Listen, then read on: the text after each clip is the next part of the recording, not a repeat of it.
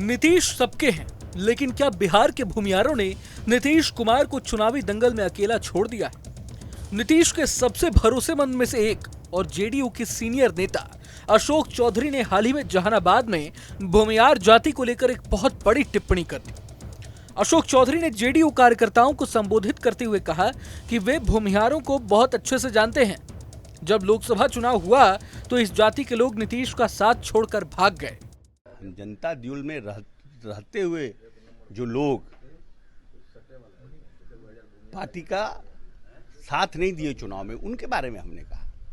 इसको लोग मेरा पूरा भाषण पढ़िए, सुनिए क्या हमने कहा। हम तो ये भी कहते हैं, ललन बाबू को मुंगेर में लोग भूमियार बना दिया, इनको चंद्रवंशी बना दिया, वहां अति पिछड़ा वोट नहीं किया। जीवन भर मंडल कमीशन से लेकर के नीतीश कुमार के समता काल से लोग ललन बाबू अति पिछड़ा के लिए लड़ते रहे। अब आपको चुनाव के समय बना दिया, अशोक महतो को वोट कर दिए। हम उस भावना के खिलाफ बोल रहे हैं ना। अब जैसे ही अशोक चौधरी का यह बयान सामने आया तो खुद उनकी ही पार्टी के कई नेताओं ने इस बयान पर नाराजगी जता दी। जेडीयू नेता नीरज कुमार ने तो अशोक चौधरी के बयान की कड़े शब्दों में निंदा की और उन्हें आईना दिखाने का काम भी किया। नीरज कुमार ने अशोक पर कटाक्ष करते हुए सवाल उठाया कि आखिर वे खुद जब कटिहार जिला के प्रभारी थे तो पार्टी के उम्मीदवार को वहां से जीत क्यों नहीं दिला सके। तो वहीं अशोक चौधरी के बयान पर बीजेपी विधायक नीरज बबलू ने भी जवाब दिया। नीरज बबलू ने अशोक से ऐसे बयान देने से बचने की अपील की, क्योंकि खुद अशोक चौधरी की भूमियारों से रिश्तेदारी है। बता दें कि अशोक चौधरी की बेटी शांभवी चौधरी, जो इस वक्त एलजेपी की सांसद हैं, उनकी शादी भूमियार परिवार में ही हुई है। सुनिए दोनों नेताओं ने क्या कुछ कहा। लेकिन कटिहार के ये चुनाव प्रभारी थे, तो कटिहार में चुनाव हम हार गए, इसके बारे में सार्वजनिक मंतव्य यह नहीं देते हैं।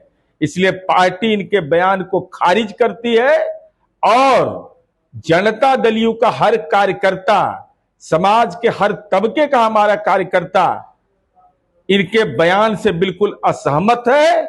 और ये चूंकि पार्टी में नए हैं, पार्टी के निर्माण में इनकी कोई भूमिका नहीं रही है, ये बने बनाए घर में आए हैं, इसलिए ऐसे लोगों के बयान को पार्टी तवज्जो नहीं देती।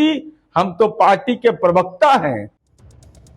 ध्यान हो कि अगले ही साल बिहार में विधानसभा के चुनाव होने वाले हैं। ऐसे में अब सवाल ये उठता है कि आखिर चुनाव से ऐन वक्त पहले नीतीश के करीबी नेता ने भूमियारों को लेकर अनाप शनाप बयान क्यों दिया। खास बात यह है कि इस वक्त नीतीश एनडीए का हिस्सा है और अगड़ी जातियों को तो एनडीए का कोर वोट बैंक माना जाता है। मतलब नीतीश के नेता के इस बयान से न सिर्फ जेडीयू बल्कि बीजेपी का भी बिहार में नुकसान हो सकता है।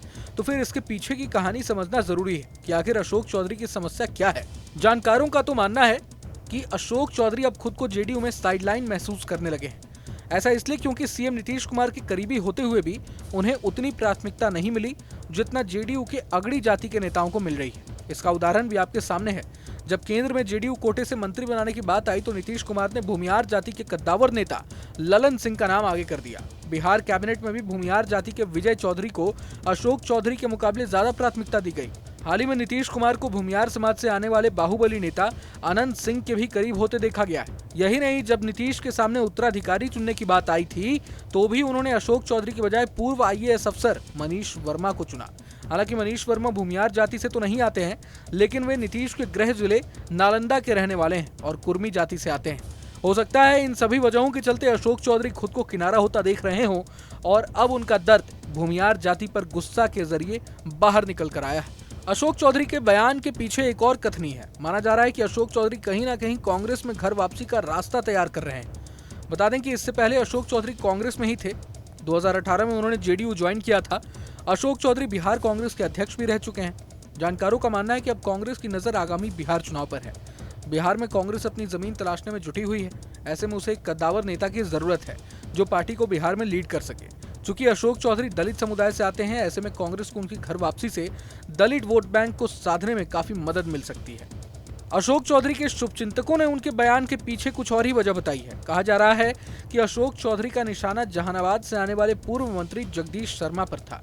कहा जा रहा है कि लोकसभा चुनाव के दौरान जगदीश अपने बेटे के साथ दिल्ली चले गए थे और उनके चुनाव प्रचार न करने के चलते उस क्षेत्र में जेडीयू को काफी नुकसान हुआ था। हालांकि ये तो महज डैमेज कंट्रोल ही लगता है, इन अटकलों में ज्यादा दम नहीं है। बहरहाल इस वीडियो पर आप क्या सोचते हैं हमें कमेंट बॉक्स में जरूर बताएं। अगर आपको ये वीडियो पसंद आए तो लाइक करें और चैनल को सब्सक्राइब करें। वहीं तमाम बड़ी खबरों के लिए देखते रहें न्यूज नेशन। न्यूज नेशन अब व्हाट्सएप पर खबरों के ताजा अपडेट के लिए न्यूज नेशन के इस QR कोड को स्कैन करें।